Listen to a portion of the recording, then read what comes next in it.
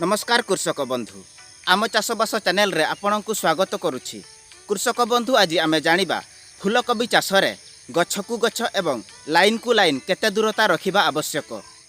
फूलकोबी चारा को बेसी पाखरे पाखरे लगेले फूलकोबीर आकार छोट होई थाए एवं बेसी छाड़ी छाड़ी लगेले जमी रे गछ संख्या कमी थाए।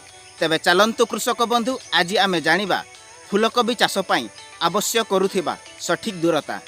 कृषक बंधु आपण जो यही फूलकोबी चाष कराई देखि पारुछंती एथिरे नामधारी कंपानीर 16 किसम चाष कराई। कृषक बंधु एबे आमे जानिबा फूलकोबी चाष रे आवश्यक करुथिबा सठिक दूरता। कृषक बंधु फूलकोबी चाष करिवार चारा लगेबार सठिक दूरता हैला गछ को गछ 1 फुट एवं लाइन को लाइन 2 फुट रखी चारा लगेइबे। कृषक बंधु आपणक जमीर उर्वरता हिसाब रे गछ को गछ एवं लाइन को लाइन कम बेसी करि पारिबे। कृषक बंधु वर्तमान आमे देखिबा एई जो फूलकोबी चाष करा हेछि एथिरे गछ को गछ एवं लाइन को लाइन केते दूरता रखा हेछि।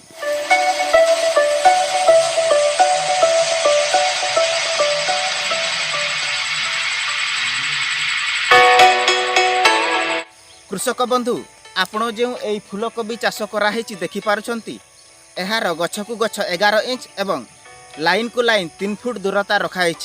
जेहेतु गछ को गछ दूरता कम रखाई से लाइन को लाइन दूरता अधिक रखाई।